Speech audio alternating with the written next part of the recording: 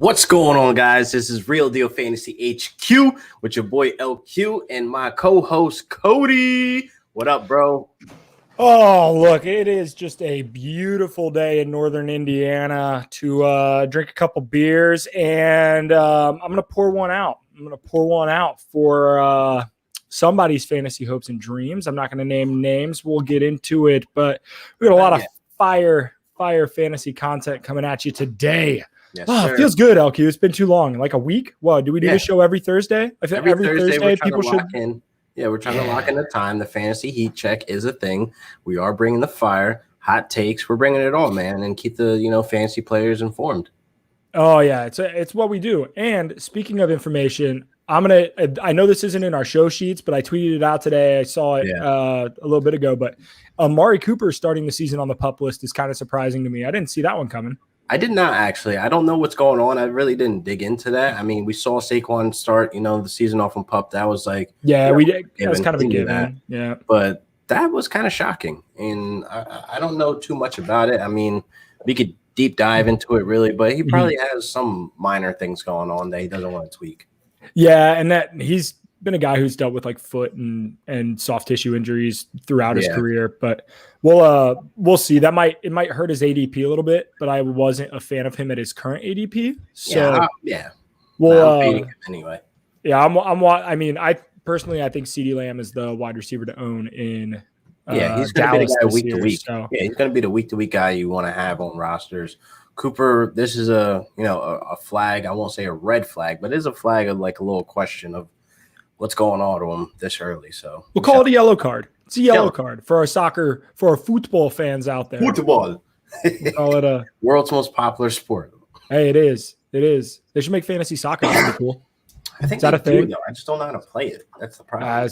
That is true. I played NBA fantasy one time, and I was literally I came in like as far last as you possibly could. Never did it again. I hate losing, man. But we're not in the business of losing. We're in the business to help you guys win fantasy leagues. Yes, bring the season. LQ, what are we hitting first, man? Man. I mean, do we have to? We do. We do. We owe it to our viewers, and more importantly, I want to get a really good clip out of this to post on Twitter in your sadness. So selfish bastard. But yes, Cam Akers is out for the season. It is a torn Achilles. It's very hard to come back from that. So it's leaving fantasy owners, really, Z2, insert sad music, the small violin, world's smallest violin going on right now. But so it's leaving a lot of fantasy players, just in the dark, really. There's no real clarity of what to do. Do you draft Henderson? Do we draft him at his ADP, which isn't, flat in stone yet, but I can imagine it being the 4th, 5th round where, I'm not too comfortable taking there personally. I don't know how you feel, Cody, about it, but Darrell Henderson is the next man up. Where are you taking him at in drafts? So I've done a couple mock drafts the last few days. I've seen him go as high as 3, but I've seen him slip like 5, 6. So I'm absolutely not comfortable taking him at 3. If I can get him in the back end of the 4th, like turn of the 4th to the 5th round, I kind of like his value there. By no means does this mean that Darrell Henderson is going to be the bell cow back, right? No. Like they're not going to feed him 20 plus carries a game, but if you can get 15 carries a game and a Sean McVay, or 15 touches a game and a Sean McVay offense that should be very high scoring, he loves to utilize his running backs near the red zone, and he's very good at it, a la Todd Gurley for 3 years. But so I think Henderson actually has some very good value around that turn. I think he ends up as a low. If he ends up as a low end RB2, I would not be surprised. I think he has the talent to do it. I could see that. I feel like, with low-end RB2s, it's really like trust issues where they're really RB3s. So I think on that turn, like you were saying, though, when it's like the 5, 6, I'm expecting, if I'm going into the draft and I'm looking at 5 and 6, I'm looking at myself thinking, why not get Robert Woods? Why not get Cooper Kupp? Why not get Deontay Johnson? Why not get, those guys that are in that ballpark of the 4th, 5th round or the 5th, 6th round? Actually, I don't know if I want to target like a Chase Edmonds. I don't know if I want to target a Darrell Henderson. So hopefully, if drafts are starting to look a little wonky the first 3 rounds and you secure 2 RBs, then you're sitting pretty. You really don't have to worry about a Henderson. You don't really have to worry about those guys in that 4th or 5th round. Yeah, and I think that's part of the thing too. Is it's gonna and obviously depends on your roster construction, right? Like and that's something that I always preach is like it's your fantasy team, right? Build it how you want to build. I'm not going to tell people how to draft, but I think that he absolutely can have some value if you kind of wait on running backs a little bit. Maybe he's a guy that you target if you take a guy like Kelsey in round 1 and then go running back in round 2. But I think Darrell Henderson at least provides a little more like clarity and stability than a guy. I mean, you just mentioned him like Chase Edmonds. He could be the lead back in that high-powered Cardinals offense, or he could take the back seat and be like a 3rd down back flex role behind James Conner. We're not 100% sure how that's going to turn out. It's got like that range of outcomes. I think Darrell Henderson's ceiling isn't as high as Chase Edmonds, but his floor is a lot higher. Because you got Murray there that's getting the rushing yards as well. Murray's probably going to hit 1,000 this year in rushing yards as well. So James Conner, I'm not really too worried about. I'm just thinking about red zone opportunities, how they're going to use Chase and him. Yeah. So there's a lot of question marks there. That's why I'm not really agreeing with Chase Edmonds, ADP as well. But like I said, for me, honestly, I don't want to tell people how to draft, but I think you need to go out there and get your running backs because the wide receivers are deep. The fact that you're looking at a Robert Woods in the 5th round, that is a number 1 wide receiver. The fact that you're looking at guys like Deontay Johnson that have a huge upside for a wide receiver too. So it's how you construct your draft, but I think wide receivers are deep this year. I honestly want to tell you guys to just wait. Just wait. So I want to, do you think that there's any chance that the Rams bring in a free agent running back? Because I think there is, but I don't know how. Like, I don't know, on a scale of 0 to 100%. So here's the floor. Here's the floor. They bring in a Deion Lewis. They bring in a Duke Johnson. The medium is probably like a Carlos Hyde they trade for, or the max where I highly think it's not really likely they bring in an Adrian Peterson, a Le'Veon Bell, like somewhere in that nature. So I think the floor is more so what we're looking at, which is the Deion Lewis or the Duke Johnson people. I really feel like, they're not going to rush it. I think they're going to look internally because I believe, honestly, how Sean McVay system, how that works, I really think any running back on that roster can succeed in that, backfield. I think Xavier Jones is a guy that could probably be the pass down, the pass catching back. I think, Jake Funk, he's getting some, hype on him, but he has 2 torn ACLs and he's more so like a special teams guy, even though Sean McVay likes him a lot. Like his name is popping up a lot. And I really feel like, if they do go out and get a running back, I don't know who it will be. I don't know their role, but we shall see. Yeah. And if you're in a super, super deep league, Jake Funk is worth the ad just solely based on the fantasy team name that you can come up with. Like, we got the Funk. Like, there's so many funky I mean, there's so many team names you could come up with. Team names are the best. There's some of my favorite things every year. We'll have to do a segment on that come season time as drafts start to roll around. Some of the best names we see.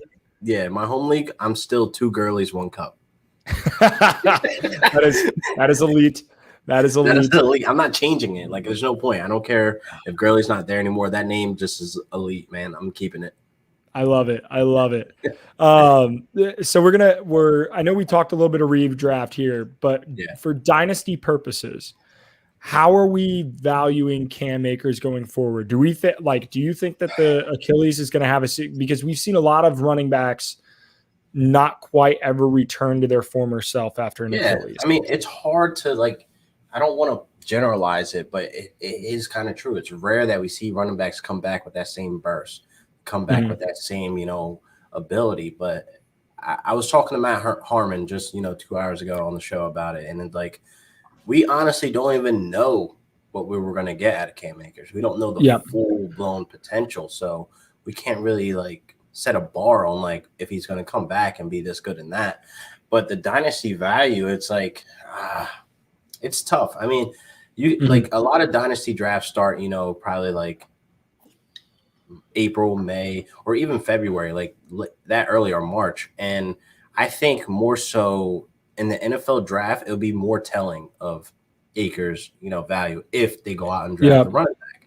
So if they bring in another running back, it's kind of like curtains for, that whole entire running back, value, because you're going to be sitting there trying to figure out who's the guy, who you're going to start this week, and et cetera, like who's the guy to own as well. So it's just going to be a nice little clusterfuck for the next year or two, trying to figure out like who to own. Gotta love it.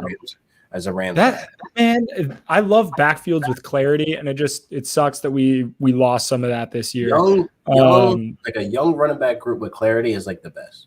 Because you already know he's the guy for 4 years. That's it. Absolutely. I think I'm going to keep an eye on Marlon Mack this year, a guy who tore his Achilles last year. It'll be interesting to see how the Colts – now, obviously, they're going to lean on Jonathan Taylor. He's their guy. But it'll be interesting to see how they work in Marlon Mack and how he looks coming off of that injury. So we'll see. Do you think – so – this is a fantasy show, so we have to talk about it. But you hate seeing a player get hurt. How does this affect the value for Stafford, Kupp, Woods, Jefferson? Like, how do we think they go a little more pass heavy now? Like, what's the thing? Like in 2019, I believe that Goff led the league in pass attempts. So Goff is throwing the ball at least 30 to 35 to 40 times a game. So therefore, that system worked. Remember that game versus the Chiefs Thursday night?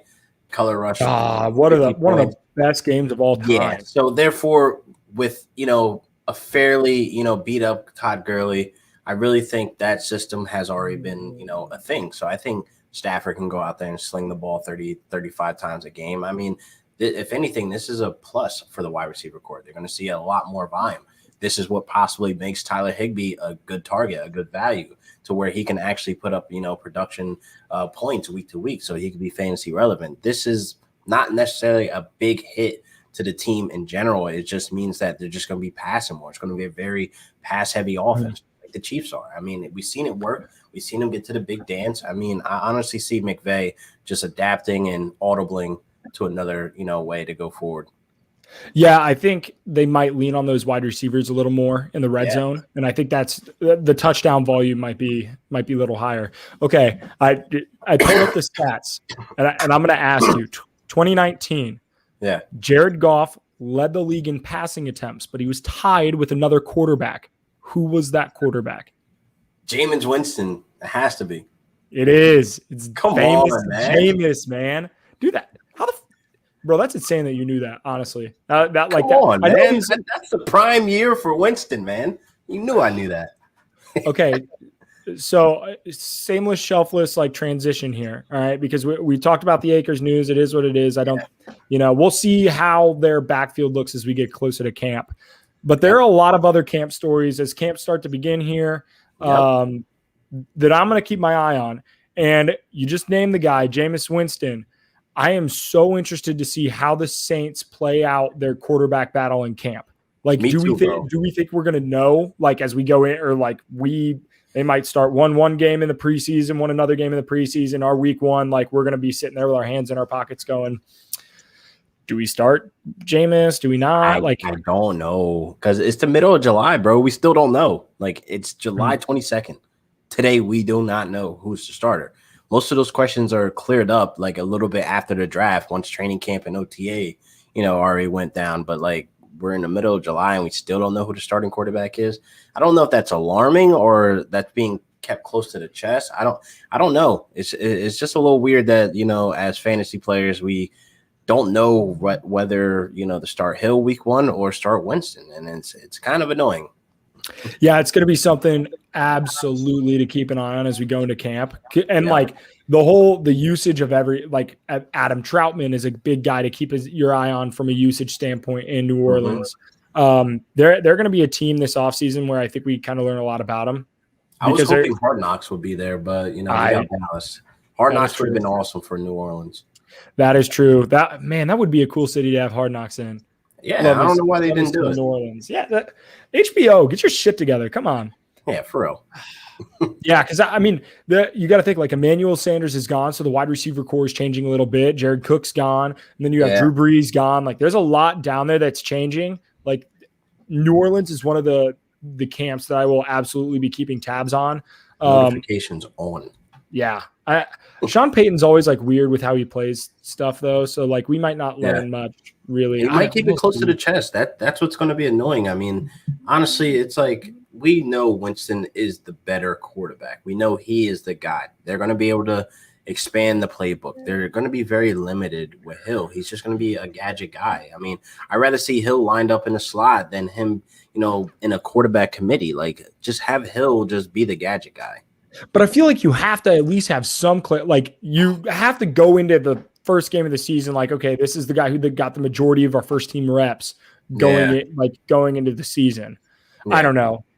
With any other position, I would be like, oh yeah, we'll see. But like, I feel like quarterback, they got to figure it out. They got to figure it out ASAP, man. Dude, so speaking of quarterbacks, right? Like there are a handful of we had a ton of quarterback turnover this offseason, which is absolutely ridiculous. Like low key, like I didn't even notice like how many quarterback turnovers we had until looking at the show sheet. I was just like, holy shit.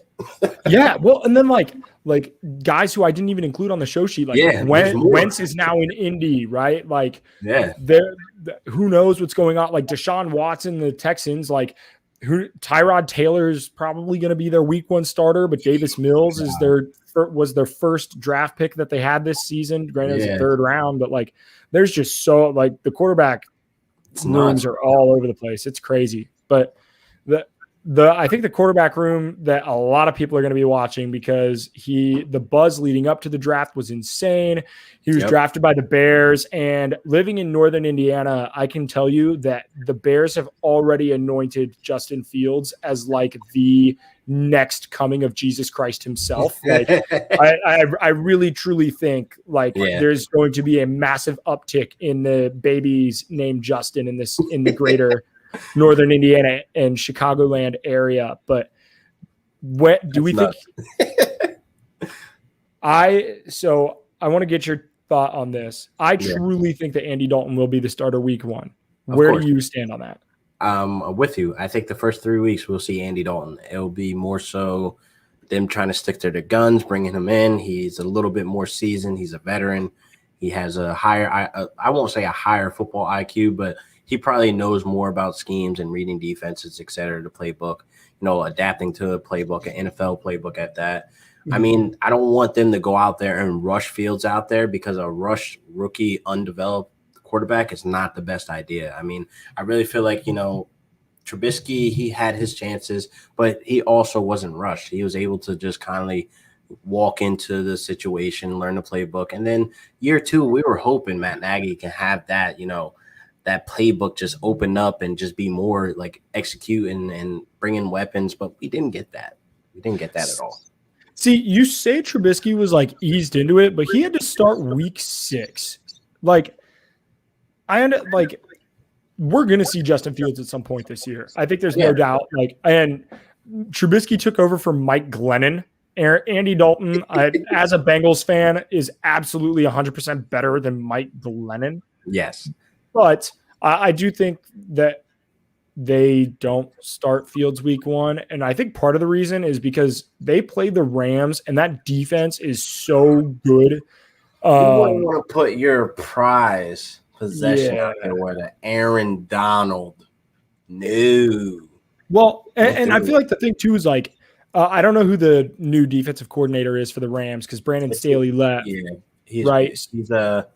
He's from the Falcons. God, I just had his name on my mouth before you said Brandon Staley. I forget, but he's from the Falcons. That's on me. But yeah, with Brandon, like even with Brandon Staley being gone, like that still is going to be a very, very formidable defense. And like the way I look at it, like a formality I look at it is like we all have our driver's license, right? So I hand you a Ferrari. You're going to know how to drive that Ferrari, right? You're getting the keys to a car that's really fast. That's really good. And you've been coaching for X amount of years. You've been coaching defenses. You're walking into basically gold. I mean, Aaron Donald, Ramsey, oh, my God. My players are, like, top-notch. Like, I can scheme them. I can do fun things with them. It's going to be great. He's walking into the easiest job he probably had ever in his entire career. Honestly, I mean, no coordinator position in the NFL is easy, but, like, if you had to pick one, taking the Rams defense. To the Rams, yeah. I think I can do that. I could walk off the street and do that. For sure. Aaron Donald, kill the man with the ball. Ramsey, just lock down the number one wide receiver. Done deal. Yep, absolutely. And so transition. All right, we're staying in the NFC West. Yes. What? All right, 49ers, Jimmy G coming off the injury. They draft Trey Lance at 3. History has shown that when you draft a quarterback in the top 5 that they play their rookie year. Now, how quickly does that happen for San Francisco? Because the injuries tore them up last year. They had to trade up from 12 to 3.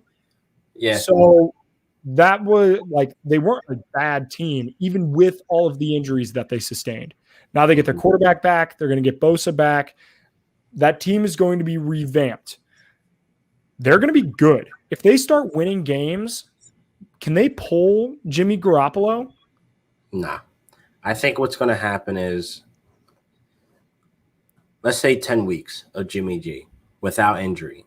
I think if they start losing between 7 and 10 weeks, that's where you're going to start hearing that Trey Lance buzz of putting them in.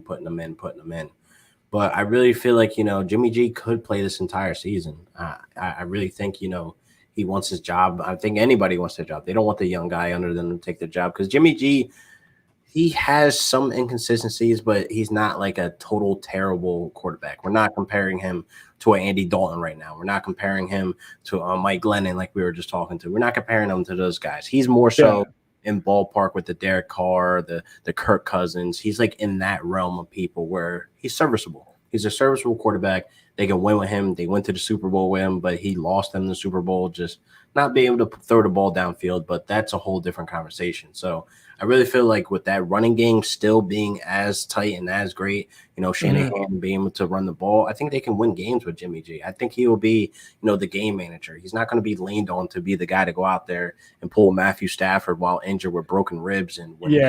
So I think Jimmy G, he's actually like a Jared Goff, basically. Like we go out there, we need a guy that can just be serviceable, to be out there to just distribute the ball to the wide receivers and just let the running game run wild. Yeah. So I feel like Trey Lance could end up riding the bench this entire season.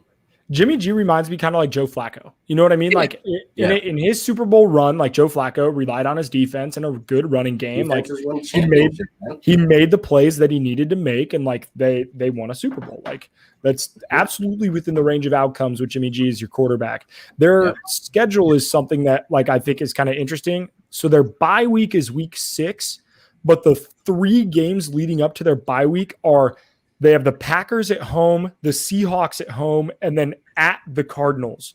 So they're going to be playing 3 very solid teams going into their bye week. We'll see if they drop 2 out of those 3. You're going to hear it from the NFL media, and the Twitterverse is going to be calling for Trey Lance. So that'll be something to watch, Yeah, that's definitely something during camp we'll keep an eye on. Just how, Trey Lance is doing and taking in the playbook and stuff. Yeah, absolutely. And I can't wait because they're going to be like, they're going to show highlights of Trey Lance just absolutely throwing dimes. It's going to be great. It's highlight season. We're going to see a bunch of highlights. I'm waiting for Odell Beckham. I'm waiting for who else? We might get, Saquon Barkley a little bit later, closer to the season, but I just want to see these highlights and watch their ADPs just. Oh yeah, dude. We're almost here, man. Couple weeks till preseason. Was it like 49 days left or something like that? Yeah, I think it's 49 days until regular season kickoff. I am juiced. Yeah. Juiced. So right there. We're at the back end of it, the end of the stretch, 4th quarter. Give us football. No injuries, just give us football. I'm going to be honest. This is a completely non-football take. They need to keep the NBA season shifted, right? Don't start until Christmas. Nobody gives a shit about the games in November and December anyway, right? Like start to actually have your opening games on Christmas Day. That would be cool. You keep the NBA Christmas Day, right? People are super hyped for it because it's your opening day. And then you shift the NBA regular season until July, or the playoffs and everything. You finish up your NBA championship in July, and then I only have to wait until like 3 weeks until football starts. Yeah, I need that in my life. Do that. Somebody get a petition together. I will sign the shit out of that petition. He'll run it. I mean, why the hell is that not a thing? Oh, that might be the best sports take that I have ever had, because I have a lot of shitty sports takes, but that one might be my favorite. Timestamp. Yes, absolutely. Absolutely. So we're not going to talk about shitty takes, but we are going to talk about a shitty quarterback room. Sorry, Drew Lock. I don't believe in you, buddy. Yeah. I might be alone in this. I truly think that Teddy Bridgewater is going to be the week 1 starter in Denver. Like, I understand that, like, Drew Lock is your young guy and you want to see if he has potential and you want to see him with all the weapons. I have not been a fan of Drew Lock when he was in college. He made a lot of errant throws, bad decisions when he was in college. I don't think that has changed. Yeah. Now, is he going to have Cortland Sutton, Jerry Jeudy, KJ Hamler, Noah Fant, Javonte Williams, Melvin Gordon? Yeah, he's going to have some good weapons. Yeah. Those weapons are perfectly adequate to win a lot of games with Teddy Bridgewater as your quarterback, throwing to those weapons. Teddy Bridgewater is a perfectly serviceable quarterback. I wouldn't put him quite at Jimmy G's level, but he's beneath, like, right there. Yeah. I don't know. The fantasy value I am very concerned with going from, or while those Broncos players have Drew Lock as their quarterback. I really feel like I can agree with you with him being the starter, Teddy B. Drew Lock, I wouldn't be surprised if he ends up sprinkling his way or finding his way, into being a starter some of these weeks, because I really feel like, Teddy B didn't have such a great year. Like, in real football fantasy, he was like mid-tier. I mean, he had 3 wide receivers finish inside the top 25. That's very possible, for the Broncos. But honestly, Matt Harmon made a good point. I know I keep bringing him up. I just had him on. So, like, a lot of things that we're talking about, he was saying. So, like, well, yeah, and you should absolutely go watch that video. Yes, wait till this video is over, but then go watch that video on the Real Deal Fantasy YouTube page. For real. I have not gotten the chance to watch it yet, actually, because he would have loved your shirt, by the way. He would have loved your shirt. Matt Harmon's a cool ass dude, so that makes me feel good. But yeah, what he was saying was basically not all these players are going to hit. I mean, even if it's Teddy B at quarterback, not all these players are going to hit. We're expecting a top 5 performance out of Noah Fant. We're expecting a top 20 out of, Jerry Jeudy or, Cortland Sutton. We're expecting, Javonte Williams to be great. We're expecting him to, pop off. But it's like not all these guys are going to hit, because the main problem the Broncos have been having is quarterback. They don't have a real quarterback. They haven't had one. I mean, how many people we went through? Lynch, fucking the Seaman guy, the Trevor Seaman, whatever his name was. We went through all these quarterbacks, and it's like the last quarterback they had notable was Peyton Manning. And how long ago was that? I mean, you got to understand, like, even when we're evaluating all these players, like, it starts at the quarterback, honestly. Even the O-line is kind of bad. They're young. They ranked bottom of the table in, like, most of all the stats, and they faced injury as well. So I really feel like, we need to, like, really pump the brakes on any of these guys, in fantasy. But Teddy B starting is a definite. Teddy B completing the entire season as a starter is in the air. It's a little questionable. Yeah, we'll see. The quarterbacks are always they're always on the hot seat, man. You got to perform. But there are some running back rooms that absolutely gotten shaken up this offseason. And a lot of them not in a good way. I'm not going to start with our number 1 on the board, because that, quite frankly, God, they stink. But I'm gonna start with number 2, right? We had a running back who absolutely dominated, like, had over 1,000 scrimmage yards as a rookie. Yep. James Robinson was a fantasy winning waiver wire pickup. I mean, he, like, absolutely, if you picked him up in week 1, he absolutely could have helped you win your league. Yeah. The Jaguars went and drafted Travis Etienne in the back end of the first round. How is that? How are we, like, that's something that I'm going to keep my eye on in camp, is where are we seeing these guys at and how often, right? Like, who's getting the first team reps? Are we splitting 50-50? Is Etienne being used anywhere outside of the running back position? What do you want to see out of that Jaguars running back group? So first off, at least the first 2 weeks of training camp, I want to know who's doing what and how often. So is Etienne lining up with, the wide receivers more often than not? So that lets me know he is basically going towards that path of being like a CMC 2.0, which is good for fantasy. But James Robinson, how much is he going to be involved? How many touches per game is he going to get? Who's going to be the red zone back? These opportunities are going to be in question of how this is going to be. So from a fantasy standpoint, I honestly don't know which way to go. I will obviously lean towards ETN because of the PPR upside. But then again, we're hearing James Robinson is going to be just as involved. But how? You know what I mean? Like Urban Meyer's talking like some crazy stuff. So I don't know. We just have to wait and see. So that camp, they're going to be under a microscope just to figure out like a magnifying glass of who's doing what. This might be a crazy, ridiculous take, but is there any chance, right? Like any chance that this is the light version of Nick Chubb and Kareem Hunt? Now, do not get me wrong. I am not comparing the running backs. Like yes, Cleveland's O-line is incredible, and those Cleveland running backs are great. But can we see two fantasy relevant running backs on this Jaguars roster? I think they're absolutely talented enough to both be fantasy relevant. Will they be utilized to both be fantasy relevant? We'll see. That's the question. We'll see. They absolutely can be. They absolutely can be because we saw James Robinson catch passes out of backfield. We know Etienne's an explosive player once he gets the ball in open space. That's the thing about Urban Meyer. He's definitely going for speed, and he's getting it. So I really feel like, he might utilize Etienne a little bit more to get that pop, to get those extra yards, and et cetera, et cetera. We might be, stuck with James Robinson being touchdown dependent, being that he possibly will be the goal line back, et cetera, et cetera. So we have to figure out, at least the first 2 weeks of training camp, who's doing what, man. Yeah, and another thing I'm keeping out my eye on with that Jaguars offense is how much read option they're running. Just purely out of a Trevor Lawrence, like he ran a ton of read option with Houston in college. Like it'll be really interesting to see how that offense looks. I'm actually really excited to watch some Jaguars football. Week 4 Thursday night against the Bengals is going to be. Yeah, they're going to be fun to watch. Games.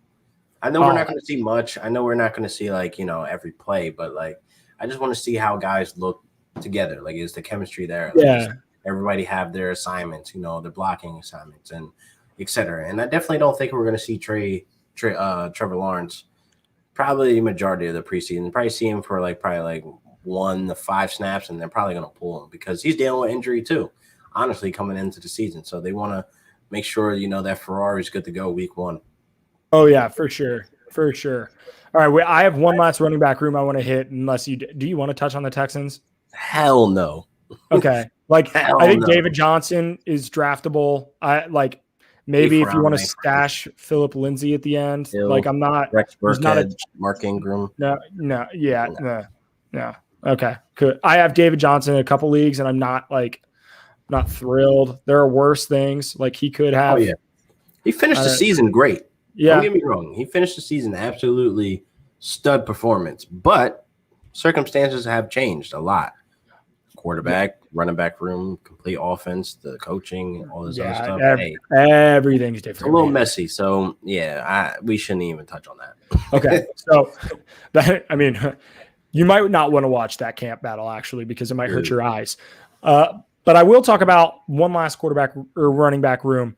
The 49ers brought in Trey Sermon. I think they drafted him in the 3rd round, if I am correct. A stud running back, had a great career at the Ohio State University. I'm sorry, I didn't emphasize that enough the first time, Buckeyes fans. But where do we stand with Trey Sermon? I've seen leagues where Raheem Mostert has gone ahead of Sermon by multiple rounds. I've seen leagues where Sermon has gone ahead of Mostert by multiple rounds. Are we flipping a coin here? I think you are.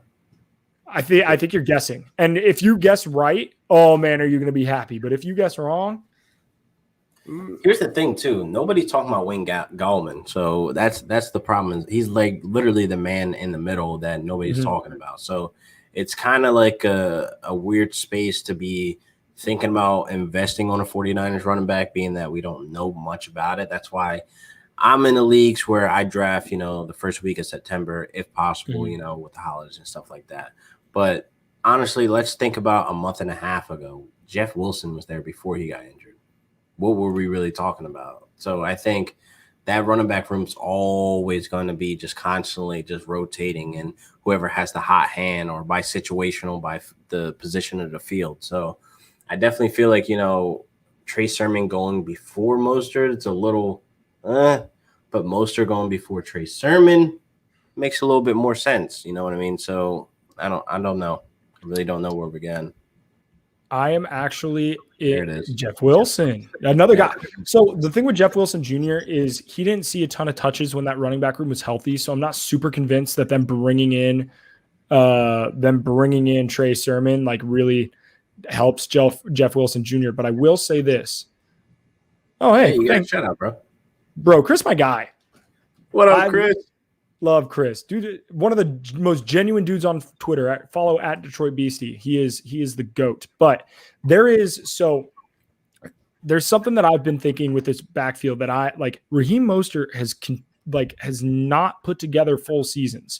No, I would much rather bank on Trey Sermon at least being fantasy relevant if Raheem Mostert goes down than I am on drafting Raheem Mostert and hoping that he can stay healthy the full season. So yeah. I at their current ADPs, I think Trey Sermon is going roughly 22, 23 picks after Raheem Mostert.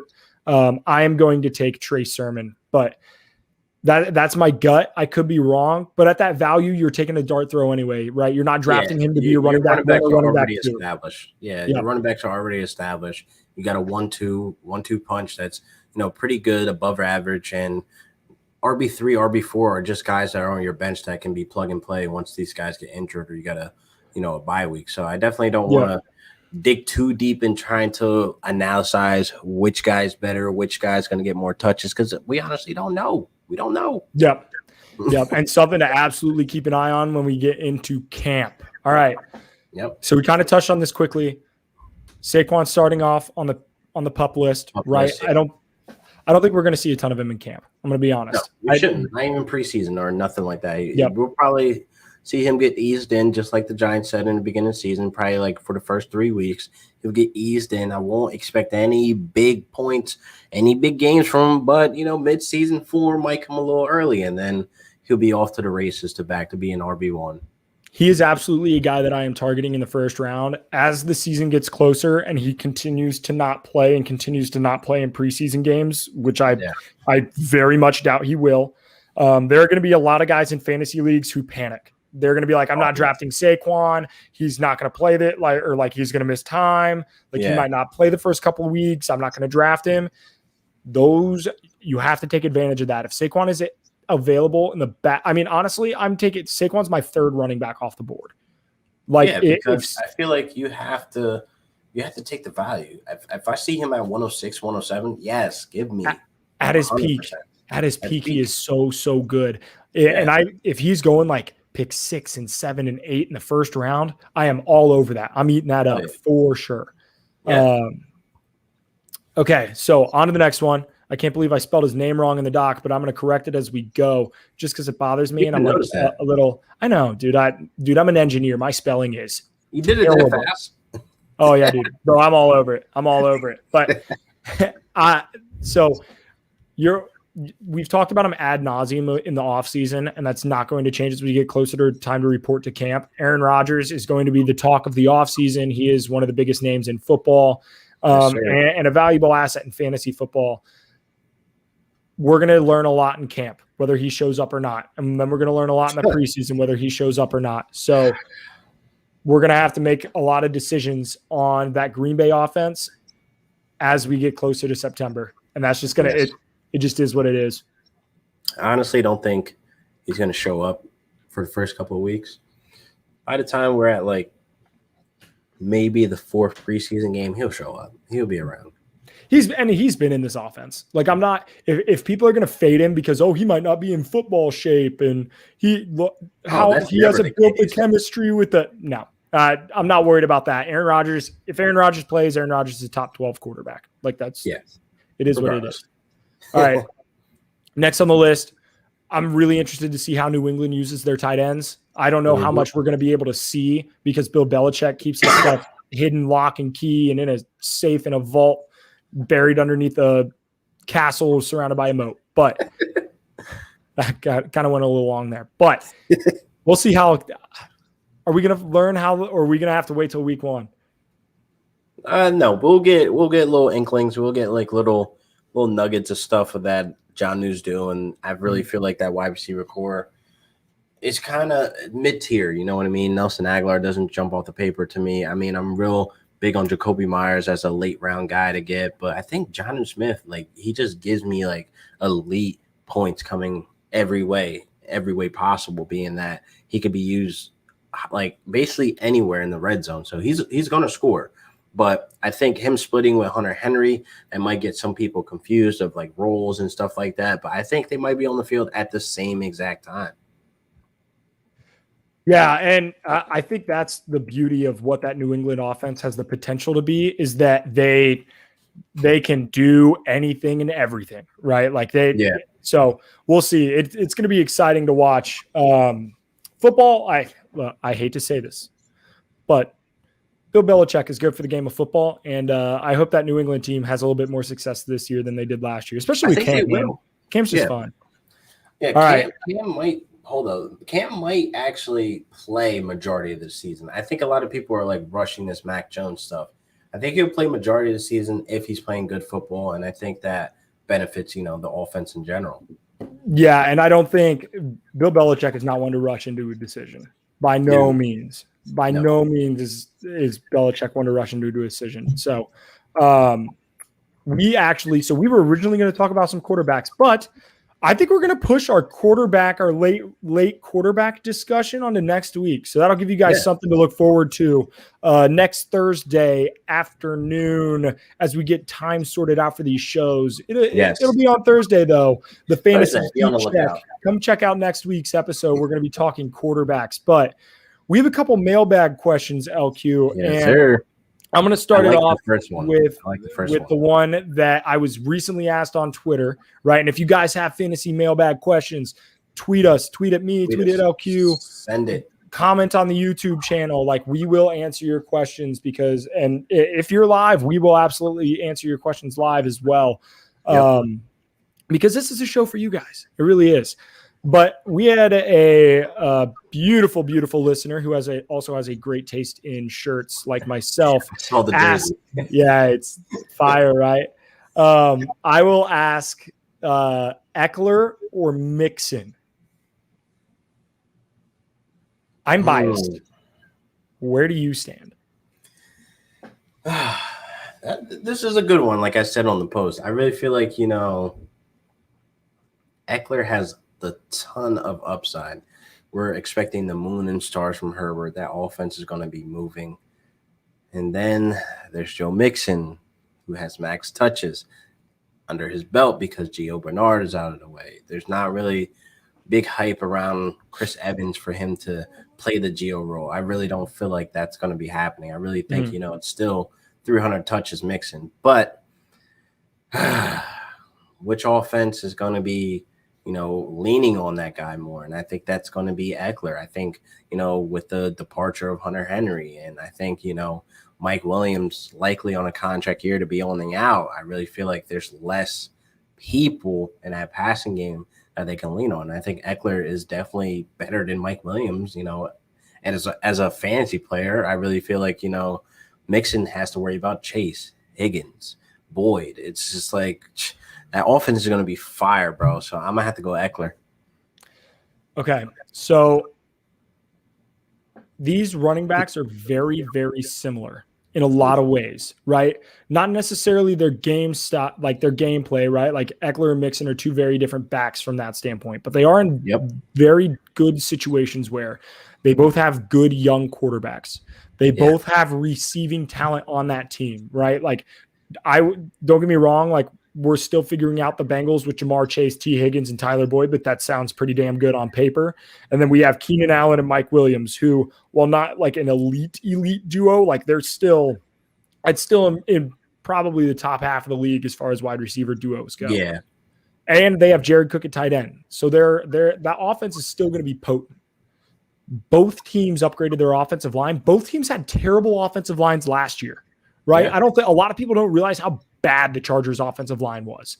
But they still were running the ball. And they were still running the ball. And then they went out and they signed, in my opinion, the second best center in football in Corey Linsley from the Packers. And then they drafted Christian Darrisaw. That offensive line is absolutely going to improve. I think Austin Eckler is in for a massive, massive season. And then you go on the other side and you go, okay, Joe Mixon. They brought in Riley Reef from the Vikings at right tackle.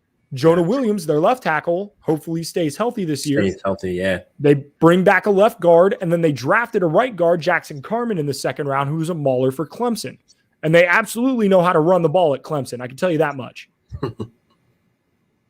Both of these guys have improved offensive lines. Both of these guys are in improved situations to last year. Both of these guys struggled with injuries last year. I think people are going to have bad taste in their mouth on both of them. I think both of these guys are currently values where they're at. I think they both finish in the top 10. I think Eckler finishes higher than Mixon in PPR. I think Mixon finishes higher than Eckler in standard formats. These guys are neck and neck. They are incredibly talented.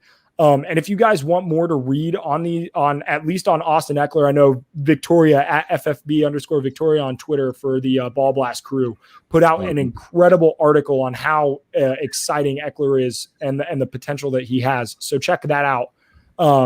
Yes, sir. But man, I am all absolutely in on both of these guys this year. You can't go wrong with both of them, believe it or not. I mean, you absolutely back end and hit the turn.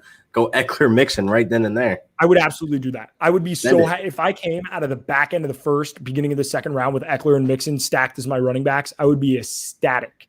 Yeah. Ecstatic. Full send. All right, LQ, we have any other questions? Anybody else ask us anything incredible from a fantasy football perspective? I mean, I got a question. I'm gonna throw one out there. I really feel like this plays into our episode next week. But they're not a late rounder. So you're sitting on the clock. You're looking at, you're in the super flex league. You got Burrow sitting there right there. And then you have Justin Herbert, man. What do? You just were talking about the upgraded O-lines. They're going to be protected, more clean pockets. This is going to be a little funky. Because one I have finishing top 10, one I have finishing top 12. So one could be at 10, one could be at 12 or 11. Doesn't matter, but you're on the clock. I'm a Bengals fan. This might sound biased. Joe Burrow is absolutely the better passer out of those two. He is absolutely the better passer out of those two.